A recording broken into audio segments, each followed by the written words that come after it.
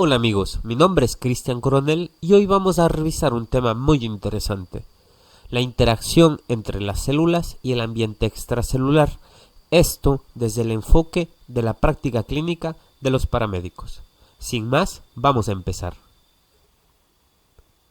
Imaginen que todas las células de sus órganos están nadando en un mar de líquido.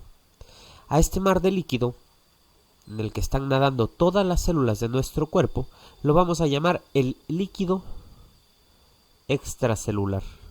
El líquido extracelular es en donde se encuentran nuestras células.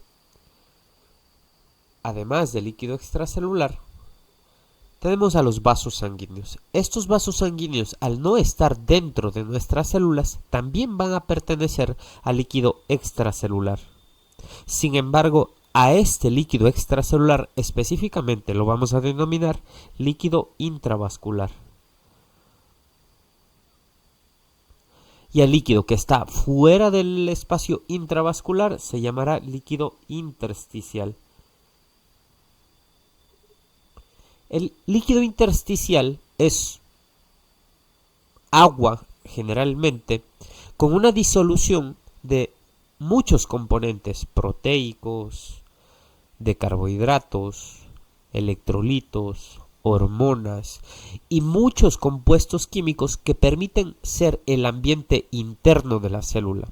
A este líquido intersticial, por contener cada uno de estos componentes que sirven para alimentar a las células, se le denomina medio interno. Entonces, el líquido extracelular se divide en el espacio intersticial y en el líquido intravascular. Estos dos, al estar fuera de las células, es que se denomina líquido extracelular. Además de los componentes del líquido extracelular que habíamos dicho que es el intersticio o medio interno y el líquido intravascular o el espacio intravascular, también tenemos a nuestras células. Nuestras células están nadando, por decirlo de alguna forma, solo para contextualizar esto de aquí, esta explicación. Estas células están nadando en este caldo de muchos nutrientes, de agua, de hormonas, de electrolitos, que se llama intersticio. Pero la célula como tal, a su alrededor, posee una estructura. La estructura es la denominada bicapa fosfolipídica. Esta bicapa fosfolipídica es impermeable a algunas sustancias, por ejemplo el agua, pero es muy permeable a otras sustancias que son no polares, es decir, que no tienen una carga eléctrica. Y eso permite que atraviese fácilmente el oxígeno, el dióxido de carbono, a través de la membrana celular. Es decir, las células son selectivamente permeables, o más bien, su membrana es selectivamente permeable. De tal forma que unas moléculas pueden pasar con mucha facilidad, pero otras moléculas no lo pueden hacer. Esto tiene que ver con la polaridad de la molécula. Por ejemplo, los electrolitos como el sodio, el cloro, el calcio, el potasio, el magnesio, que están dentro de este líquido intersticial, no pueden atravesar la membrana. Eso debido a que, al ser electrolitos, tienen una carga, y esta carga les otorga una polaridad. Y la membrana, al ser selectivamente permeable y tener también otra polaridad, no va a permitir que pasen estas cargas a través de sí. No así con el CO2 y el oxígeno, porque al ser sustancias o más bien moléculas que no tienen una polaridad, son moléculas no polares, pueden atravesar la membrana sin ningún problema.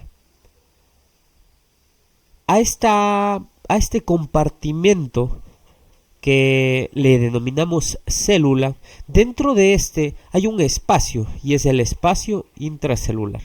Este espacio intracelular permite o delimita a la célula, la compartimentaliza y permite que la célula tenga un ambiente interno específico, es decir, tenga una concentración de componentes distinto al que hay aquí afuera en el espacio intersticial.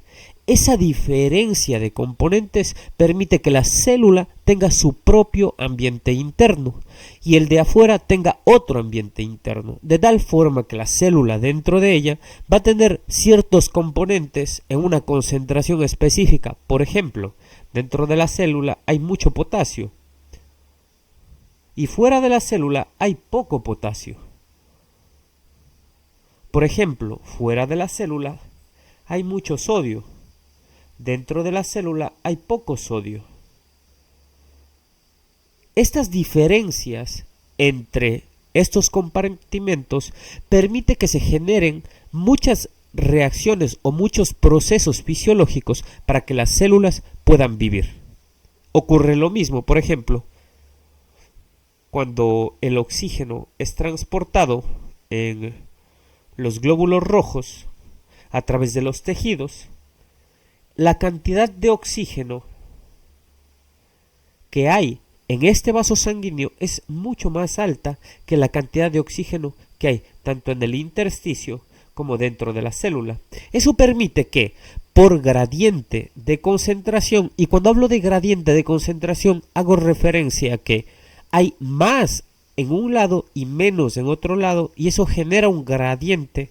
Es decir, el gradiente de concentración del oxígeno en los capilares es mucho más oxígeno en el capilar y mucho menos oxígeno en el intersticio y en el espacio intravascular. Eso permite que el oxígeno se vaya a favor de su gradiente de concentración y al ser muy permeable a través de la membrana ingrese dentro del oxígeno y la célula pueda respirar oxígeno y pueda finalmente conseguir a través de la respiración aeróbica ATP.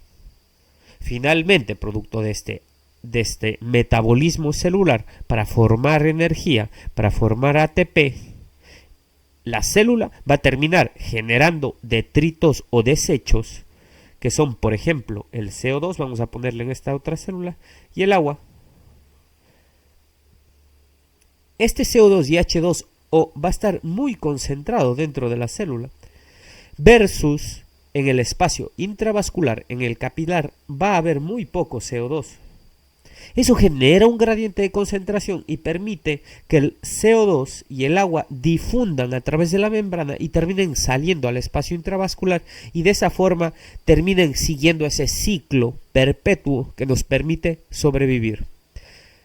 Esa interacción tanto en el líquido extracelular, o lo que sería esto, el intersticio, este líquido intracelular y este líquido intravascular, permite que intercambiemos moléculas que son esenciales para la vida de las células y nos permite de esta forma mantener un ambiente interno que permita a la célula sobrevivir. Cuando se alteran las diferencias en presiones, en concentraciones, se altera la homeostasia del ambiente interno de las células y eso genera patología.